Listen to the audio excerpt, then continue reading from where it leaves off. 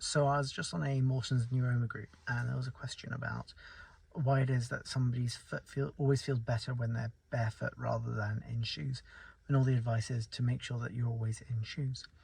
And I think this is a really good question, because what it actually comes down to is the style of shoe that you're purchasing.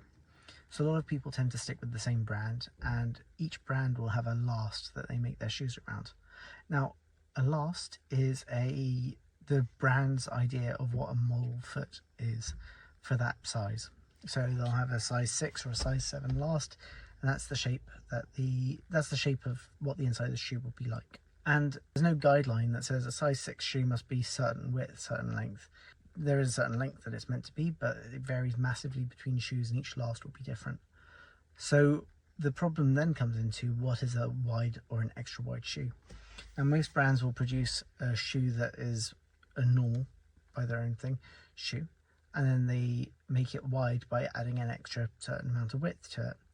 If the model foot that they use is a narrow last to begin with, then their wide might only bring it up to normal, if it even takes it that far.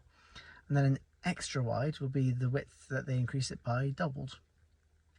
So although it may be considered a wide shoe, it's wide by that company's definition. It's not wide by any formal definition. And that's the big problem with the fallacy that wide shoes can be, because you can buy a fantastic pair of shoes. Let's say you buy some Louboutin or some Jimmy Choos, but if you're buying them, you're relying on the company saying this is a wide or an extra wide, and if they're a company that prioritizes elegance, they're going to go for a narrower shoe than what would be ideal necessarily. So just because a company labels something as wide or extra wide, don't necessarily take that as being wide enough for your foot. Because the other thing is that when you have Morton's Neuroma, there's other pathologies that can go with it, like bunions, which might make the either a bunion of a hallux valgus, so affecting the big toe, or a Taylor's bunion, affecting the little toe side of the foot. And that will make the foot wider and cause more compression within the shoe. So I hope that helps.